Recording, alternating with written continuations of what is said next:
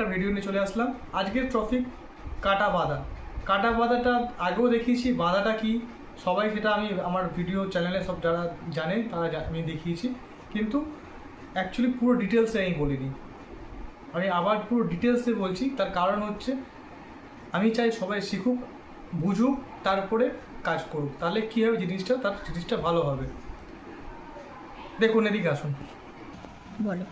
সব থেকে বড় ইম্পর্টেন্ট কাঁটা বাঁধতে গেলে তার মুখসূত্র চয়েস করা। কেমন সুতো আমরা নেবো, দেখুন এখানে একটা, দুটো, তিনটে, এই তিনটে দড়ি এরকম আলাদা আলাদা সুতো একটা দিয়ে একটা মুখসূত্র, যেটাকে বলা হয় 3 তারের সুতো।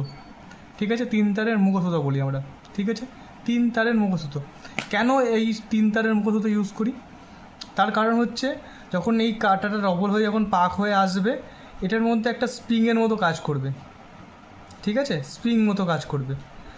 বেশি হার্ড হলে সেই কাঁটাটা ঠিকঠাক নয়।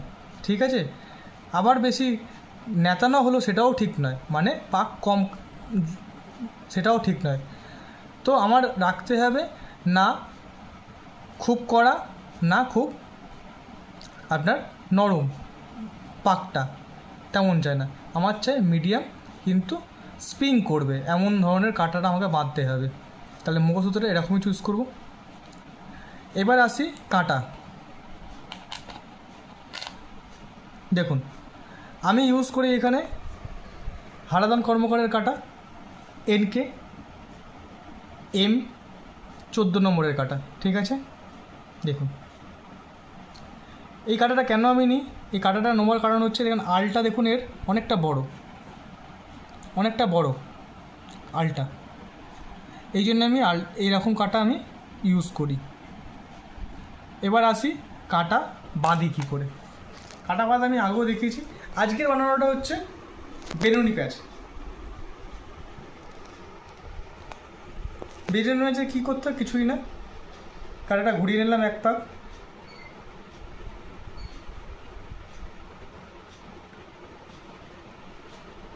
এই সুতোটা এক পাক এখানে দেবো, ঘুড়ির লাট, খুব সহজেই বলছি, ঘুড়ির লাট একটা এটায়, আর এই হাতের সুতোটায় আবার ঘুড়ির লাট একটা, এখানে একটা।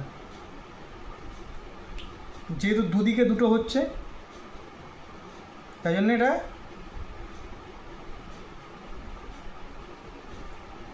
বিনুনি প্যাচ বলছি। যেমন চুলের বিনুনি হয় তেমনই চুলের বিনুনি, একবার এদিকে আর একবার এদিকে, একবার এদিকে ঘুড়ির লাট, একবার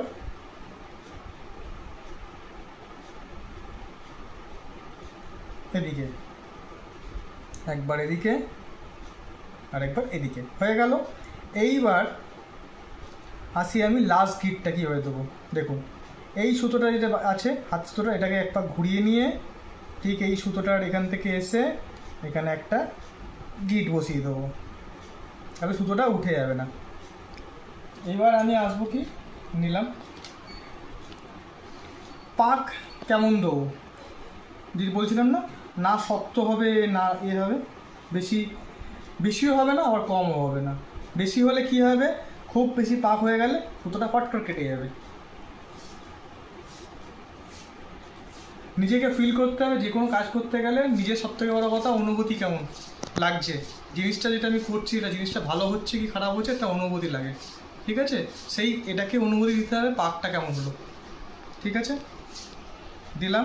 এবার দেখুন এইটাকে হাত থেকে এক পাক আমি ঘুরিয়ে নিলাম, আরেকটা নিলাম। এবার আমি ভাগটা দিয়ে নিচ্ছি।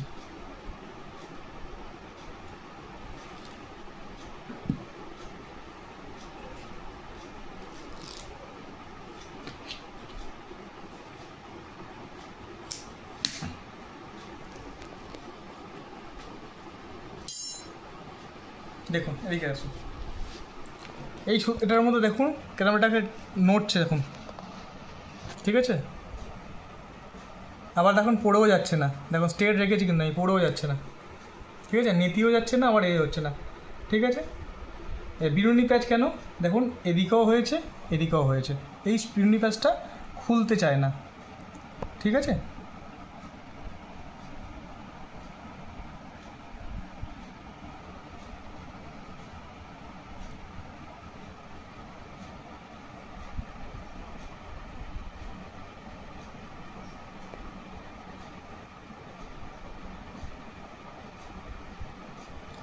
এইভাবে প্রত্যেকটা কাটা বেঁধে নেন, একটা একটা করে যে কটা বাঁধবেন, 6 কাটা বাঁধবেন, 8 কাটা বাঁধবেন, 10 কাটা বাঁধবেন, তো আপনার উপর ডিপেন্ড করবে আপনি কত কাটা ইউজ করবেন। তা আমি এখানে 8 কাটা বাঁধছি, তার জন্য সময় লাগবে। 8খানা কাটা রেডি করি, তারপরে আবার নেক্সট কী আর প্রসেস আছে সেটা দেখাবো।